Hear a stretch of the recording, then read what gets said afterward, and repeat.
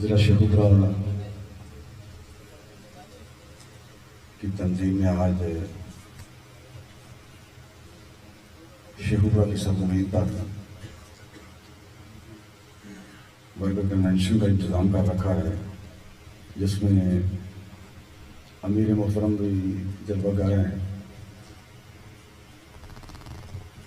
اور مجھ سے پہلے شمالی پنجاب کے اس وقت جو سرپرست اعلیٰ ہیں، آپ سرپرست اعلیٰ ہیں، وہ آپ سے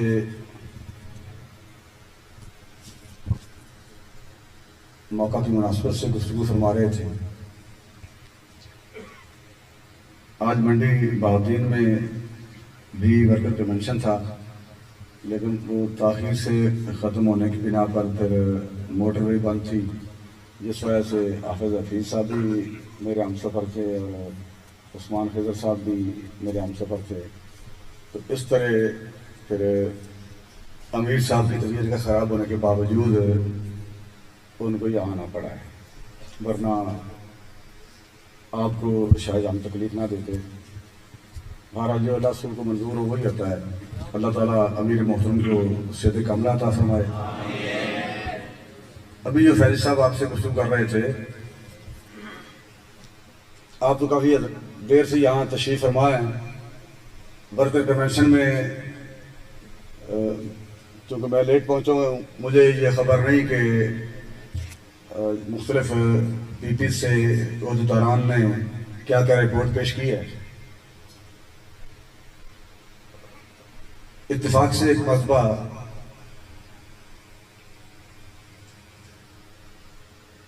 بھاولپور میں شاید کوئی میٹنگ تھی، تو روڈ پر جیلی روڈ پر جہاں سے راستہ بدلنا تھا، وہاں ضلع تنظیم کے عہدیداران جب ان سے ملاقات ہوئی تو انہوں نے تعارف کرایا کہ یہ ناظم اعلیٰ ہیں ہمارے ضلع کے۔ وقت بھی تھوڑا تھا، وہاں کھڑے کھڑے میں نے انہیں پوچھا کہ آپ یہ بتا سکتے ہیں کہ آپ کے ضلع میں اس وقت آپ کے کتنے کارکنان ہیں، ممبر کتنے ہیں؟ ان کے بہت ہیں۔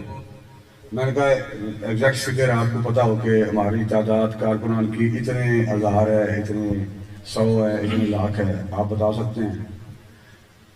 ارے اس طرح یاد نہیں۔ میں نے کہا اگر آپ کے دفتر پہ چلے جائیں اب تو آپ کی ٹیبل پہ یہ تعداد موجود ہوگی۔ میں نے کہا آپ کہہ دیں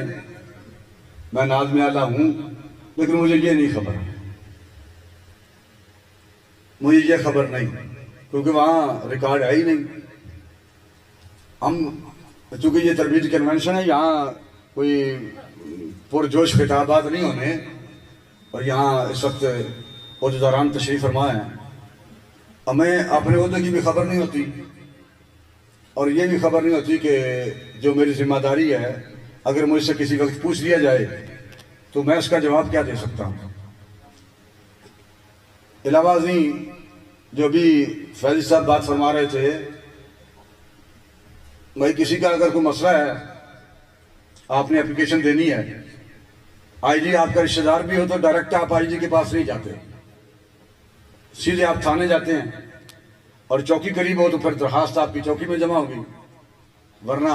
آپ تھانے میں محرر کے پاس اپنی اپلیکیشن دیں گے، لو جی یہ ہمارا مسئلہ ہے، یہ ہماری اپلیکیشن آپ یہاں رکھیں، اور FIR درج کروانی ہے، آپ درج کریں۔ کوئی بندہ بھی FIR درج کروانے کے لیے اس کا باپ بھی IG ہو، چچا بھی IG ہو، بھائی IG ہو، تو اس کے پاس نہیں لے جاتا، بلکہ وہ سیدھا تھانے جاتا ہے، اور اس کے بعد پھر اگر انکوائری ہوتی ہے تو پھر بعد میں DSP کا مسئلہ ہوتا ہے، اور آخر پر پھر ضلعی انویسٹیگیشن آفیسر کے پاس پھر وہ معاملہ جاتا ہے۔ تو تحریک اور تنظیم کا بھی یہی معاملہ ہے، اکثر اوقات یہی ہوتا رہا ہے کہ ہمیں یہ شکایت ہے تو ہم نے امیر صاحب کو ملنا ہے، ہمیں کوئی امیر صاحب سے ملنے نہیں دے رہا، چونکہ امیر صاحب کے پاس تو پھر پورا پاکستان ہے۔ وہاں ایسا اتفاق ہوتا ہے کئی مرتبہ کہ PK سے لوگ پچھلے سال آئے تھے اور وہاں وہ 3 دن یا 4 دن غالباً ٹھہرے تو ان کی ملاقات نہ ہو سکی، تو چونکہ انہوں نے وقت لیا ہی نہیں تھا، اپنے امیر سے کہتے کہ ہماری ملاقات آپ کروائیں، یا دفتر میں کوئی باضابطہ طور پر کسی باضابطہ طریقے سے وہ وقت لیتے تو پھر شاید ملاقات کا کوئی طریقہ بن جاتا۔ تو اس طرح تنظیمی معاملات کو ہمیں سمجھنے کی ضرورت ہے۔ اس میں کوئی شک نہیں کہ تنظیم کی عمر بہت تھوڑی ہے، اور تربیتی نشستیں بھی نہیں ہوئی۔ انشاءاللہ یہ جو شیڈول بن رہا ہے پورے ملک پاکستان میں، مرکز کنونشن کا، پھر تربیتی نشستوں کا، اور اس کے علاوہ جو پورے ملک پاکستان میں یہ بہت بڑی طبیعت پیشات گزرتی ہے بات، وہ یہ ہے کہ اگر کسی عہدے سے کسی کو ہٹا دیا گیا ہے تو وہ ایک نیا محاذ کھڑا کر دیتا ہے، پورے ضلع میں ایک گروپ بن جاتا ہے۔ اگر ضلعی امیر کو ہٹا دیا گیا ہے، پہلی جو تنظیم کے عہدیداران تھے ان کو ہٹا دیا گیا ہے، مجھے کوئی اگر آپ نائب امیر کے عہدے سے ہٹا دیا جائے، میں تنظیم کے خلاف اگر نیا محاذ کھڑا کر دیتا ہوں تو یہ بھائی کون سا خلوص ہے، یہ کون سی محبت ہے، یہ اس مشن کے ساتھ ہمارا کیا تعلق ہے؟ ہم محاذرائی کے لیے تنظیم میں داخل نہیں ہوئے، ہمیں وہ کرنا ہے جو تنظیم کے لیے، تحریک کے لیے مناسب ہو، جس کا فائدہ ہو۔ جس طرح حافظ مبشر بھٹی صاحب کی والدہ محترمہ نے امیر محترم کے ٹیلی فون پر انتہائی خوبصورت بات کی ہے جو قیامت تک نہیں بھلائی جا سکتی۔ لاکھوں مرد ایک طرف اور وہ اکیلی خاتون ایک طرف۔ جب امیر صاحب نے ان سے کہا کہ ماں جی ہم آپ کے بیٹے کا پوسٹ مارٹم کروانا چاہتے ہیں اور آپ سے اجازت چاہتے ہیں، تو انہوں نے جو جواب دیا وہ قیامت تک یاد رکھنے کے قابل ہے کہ تحریک کا اگر ذرہ بھر بھی فائدہ ہو تو میرے بیٹے کی بوٹی بھی کر دی جائے تو مجھے کوئی اعتراض نہیں۔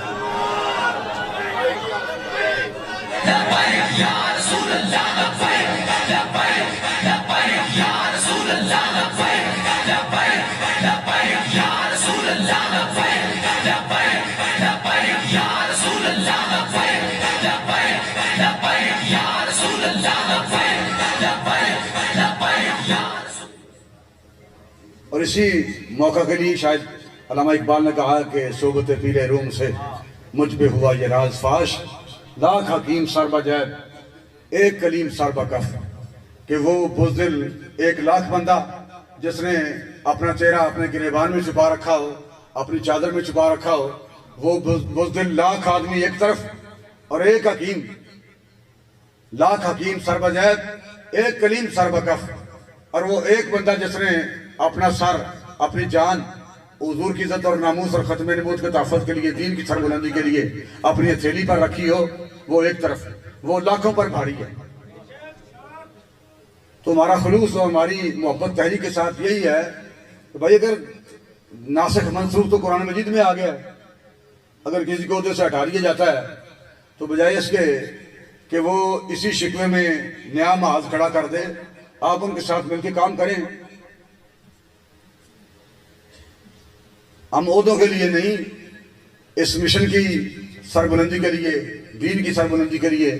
تحریک لبیک پاکستان کے ساتھ ہیں، اور عالم کفر کی آنکھوں کا کانٹا پوری کائنات میں تحریک لبیک پاکستان ہے۔ نیٹو فورسز پورا یورپ اور اسرائیل کی نظر میں کانٹا صرف تحریک لبیک پاکستان ہے۔ جس ملک میں تحریک لبیک نہیں تھی، وہاں انہوں نے جو حالت کی ہے، جس طرح بمباری کی ہے، جس طرح ڈرون حملے کیے ہیں، وہاں پر پھر بھی اسلام کا پرچم لہرا گیا ہے۔ اور یہاں یہ تو پھر حضور علیہ السلام کی عزت اور ناموس کے تحفظ کے حوالے سے، جس کی بنیاد ہی یہی ہے، ناموس رسالت کا تحفظ ہی تحریک لبیک پاکستان کی بنیاد ہے، جس کو اللہ رسول کی عنایت حاصل ہے۔ ہمارے لیے یہ بہت بڑا اعزاز ہے کہ ہمیں اس کی نوکری نصیب ہے۔ نہیں سوچا کہ لو جی ہمارے لیے لوگ اٹھ جائیں گے، کھڑے ہو جائیں گے، ہمیں اتنا پروٹوکول دیں گے۔ اللہ تعالیٰ تحریک لبیک پاکستان کی حفاظت فرمائے اور امیر محترم کو صحت کاملہ اور عمر دراز نصیب فرمائے۔ ہم سب کو انتہائی لگن کے ساتھ اور خلوص کے ساتھ تحریک لبیک پاکستان کے ساتھ وفا کرنے کی توفیق عطا فرمائے۔ یہ جو چھوٹی چھوٹی باتیں ہیں کہ جو اکثر جگہ پہ جھگڑے کا سبب بنا ہوا ہے جی، اور اس سے پھر مرکز والے، ڈویژن والے، پنجاب والے پریشان ہوتے ہیں کہ یہ جناب محاذ کھلا ہوا ہے، وہاں گروپ بندی ہو گئی ہے۔ آپ خدارا اس گروپ بندی سے آپ نکلیں۔ عالم کفر کی آنکھوں کا کانٹا تحریک لبیک پاکستان ہے، اور ہماری آپس کی لڑائیاں جھگڑے یہ ہونے کی بجائے ہماری تو لڑائی کفر کے ساتھ ہے، ہمارا جھگڑا کفر کے ساتھ ہے۔ اور یہ اللہ رسول کی خاص عنایت ہے کہ تحریک لبیک پاکستان اس وقت مارز وجود میں آئی ہے جب پورا عالم کفر اسلام کو مٹانے کے پیچھے لگا ہوا تھا، اور امیر المجاہدین رحمۃ اللہ علیہ یہ درست فرمایا کرتے تھے کہ اے جڑے ہن سپیکر اتر رہے ہیں نا، گل سپیکراں تک نہیں جانی، یہ گل بڑی دور تک جانی ہے۔ اور یہی ہو رہا ہے کہ بات بڑی آگے نکل چکی ہے، اور عالم کفر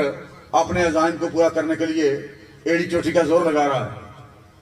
تو بجائے اس کے کہ ہم آپس میں الجھیں، اختلافات ہوتے ہیں، اور بعض اوقات بلکہ اکثر اوقات اختلافات تنظیم کا حسن ہوتے ہیں۔ اختلافات برائے اصلاح ہونے چاہیے، لیکن اختلافات برائے اختلافات نہیں ہونے چاہیے